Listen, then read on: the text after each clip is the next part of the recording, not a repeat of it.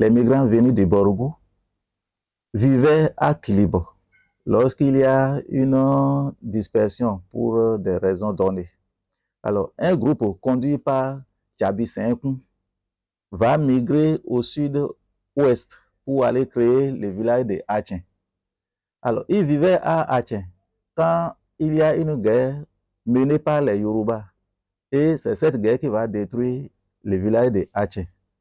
Donc, c'est pourquoi aujourd'hui, on ne doit pas parler les Yoruba sur ce site.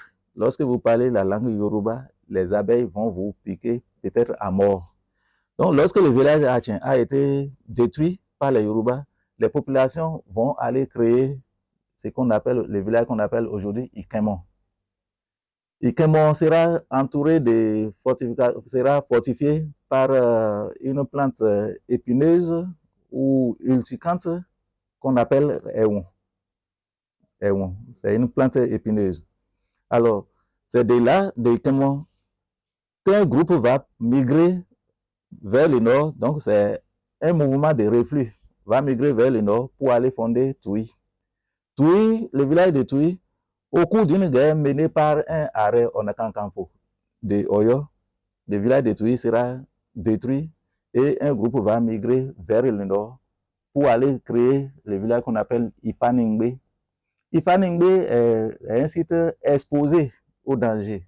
Quand les populations ne se sentaient pas en sécurité sur ce site, ils vont migrer pour aller créer Ilekoyo. Ilekoyo, c'est au pied des deux collines, des deux dômes rocheux. Mais là, les populations mouraient à flot. Donc, ils vont consulter les Babalawo, qui va leur intimer de l'ordre d'abandonner ces sites. Donc, quand ils ont abandonné les Koyo, ils vont aller créer désormais le village de Ayedero. Donc, de là, ils vivaient à Ayedero. Quand un certain Tchabi Koudoro va migrer pour aller créer son propre village qu'on a appelé Malete Bini. Donc, un autre frère de ce Tchabi Koudoro qu'on a appelé Tchakin, lui, il va aller vers Odouakaba. C'est ainsi que ces villages-là ont été créés.